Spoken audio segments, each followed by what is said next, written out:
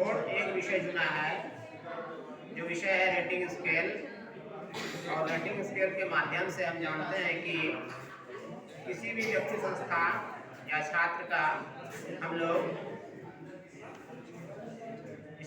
Rating scale के माध्यम से उसके पैमाने को नाप सकते हैं या नापते हैं।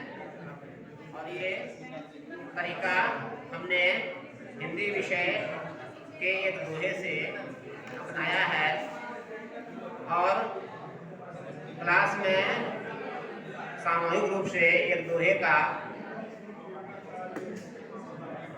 वर्णन कर विभिन्न छात्रों के माध्यम से जवाब भी सुनने का प्रयास किया प्रश्नोत्तर विधि से। तो जवाब उनमें से अलग अलग बच्चों द्वारा अलग अलग मिला। वो दोहे हैं कि ऐसी वाणी बोलिए मन का आपा खोए, औरन को शीतल करे आपहु शीतल होए।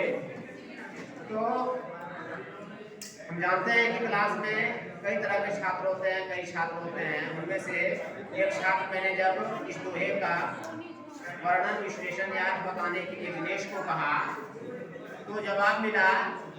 जब मैंने दिनेश को कहा इस दोहे को पहले उच्चारण के द्वारा पढ़ें, तो उन्होंने पढ़ा।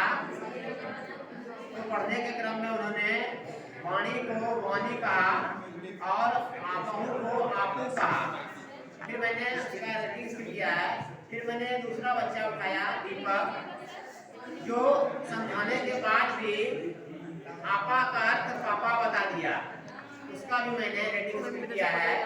और फिर इस दोहे के माध्यम से रेटिंग किया है जो चंदन है, और वो दोहे को सुंदर तरीके से उच्चारण के द्वारा पढ़ा तो ठीक, पर अर्थ लगाने में वो हिचक गया, अटक गया। उसका भी हमने रेटिंग स्केल के माध्यम से